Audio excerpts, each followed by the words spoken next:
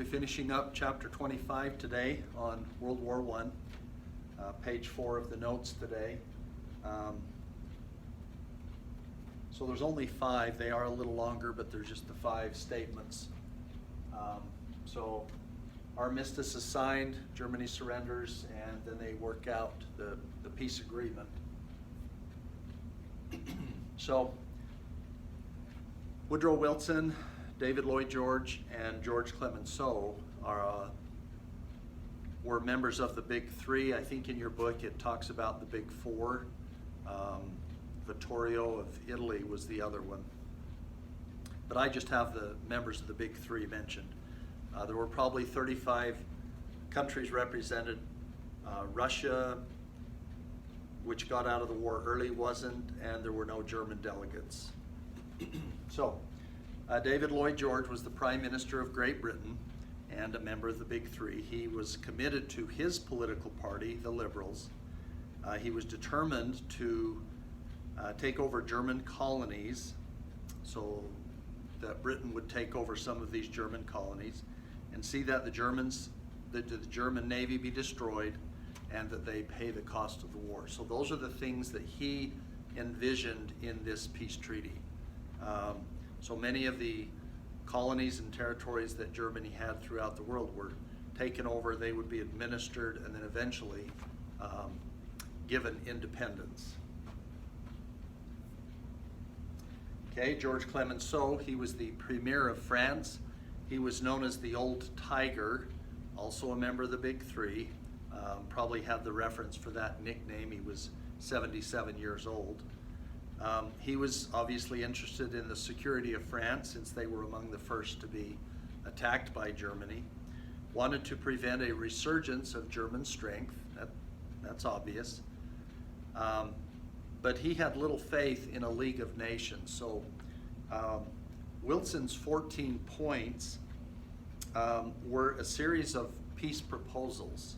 And one of those was to have this group or this organization that would kind of encompass the whole world. As I mentioned before, a League of Nations. Today we call that the United Nations. But anyway, so he had little faith in a League of Nations. He didn't really think it would work out well. All right, so the Versailles Treaty itself, if you remember when we discussed France and King Louis was it the 14th? I'm drawing a blank. Yes, the 14th. He was known as the Sun King and had the palace at Versailles built. And I showed you the picture of the Hall of Mirrors, okay, and I mentioned that this is where the Treaty of World War I was signed. So you can see here's all the people, and they're taking place there in the Hall of Mirrors. So that's why it was called the Versailles Treaty in France. The League of Nations covenant became part of the treaty, but many of Wilson's ideas, his 14 points, were modified. Excuse me. Three major things from that. German territory was taken away. So, like for example, Alsace and Lorraine that they got from France regained that back, and there were other places where they had gained territory from other countries. So that was taken away from Germany.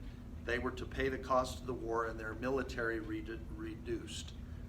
They couldn't build up any military equipment. They couldn't have any access to anything that would allow them to wage war.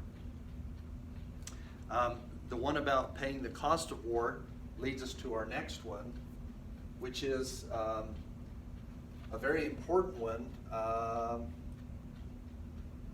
Let's see. I think it's this one, Article 231, and that's called the War Guilt Clause. This placed the entire blame of the war on Germany, since they were the ones that started it and attacked. Germany was disappointed that Wilson's 14 points were missing from the treaty. Anyway, the first delegation of German officials did not sign the treaty, but then a second delegation, realizing, didn't have much choice, that so they did go ahead and sign it, and they agreed to it. Okay, and then finishing up, so this is Wilson's plan.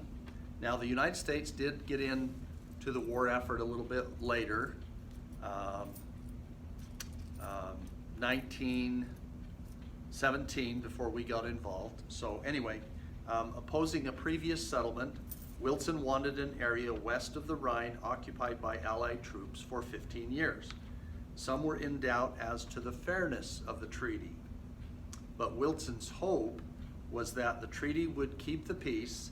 Then later, when things were going well, and these countries, especially Germany, were minding their business and keeping their nose clean, so to speak, then some of those restrictions could be pulled back and ease off on some of those restrictions.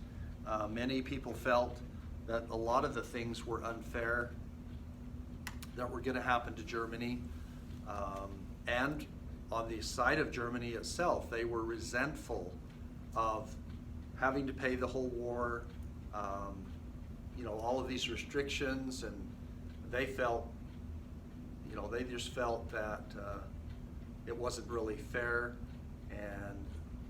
But with everyone else, they felt like this peace would keep, they felt like these things would keep the peace for years to come, but within 20 years, 2 decades, then World War II does start up.